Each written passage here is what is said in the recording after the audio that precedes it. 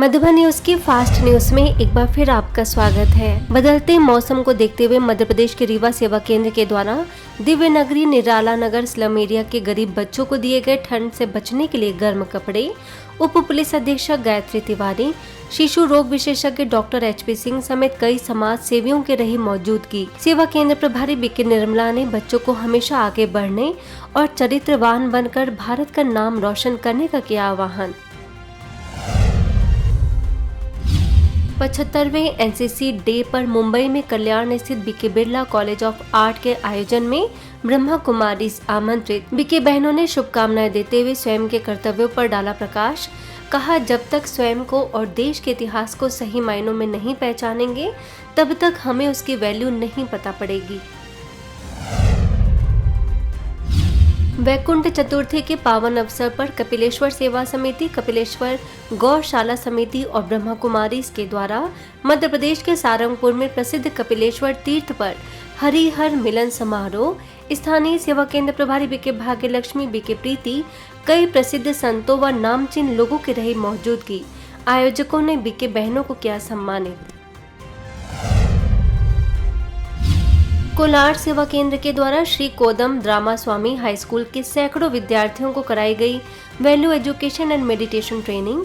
राजयोग शिक्षक बीके नारायण ने कहा कि भ्रष्टाचार को समाप्त करने के लिए सबसे पहले हमें स्वयं की बुराइयों को खत्म करना होगा।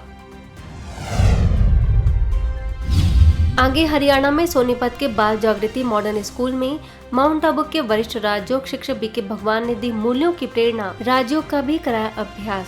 सहन करना, मीठा बोलना, सत्य बोलना, भाईचारा रखना, इसको कहते हैं नैतिक मूल्य। क्योंकि जिस बच्चों के अंदर मूल्य होते हैं वो समाज में आने वाले समस्याओं का समाधान कर सकेंगे। इसके साथ ही स्कूल के डायरेक्टर नरेंद्र कुमार और प्राचार्य नीलम धीमान ने बातचीत के दौरान कार्यक्रम को सभी के लिए बताया उपयोगी। भगवान भाई हमारे स्कूल में आए, बच्चों को नैतिक शिक्षा के बारे में, एजुकेशन के बारे में जो बताया, जो आज के समाज के अकॉर्डिंग बहुत ही ज़रूरी है। इन्होंने एजुकेशन की फुल फॉर्म बच्चों को समझाया स्टोरी के माध्यम से, और साथ ही साथ आज जीवन में कमल पुष्पमान कैसे बने वो सारी भाई साहब ने बच्चों की आंखें खोली। अपराध मुक्त समाज हेतु नैतिक शिक्षा की आवश्यकता विषय पर सोनीपत के Indian modern senior secondary school में कार्यशाला।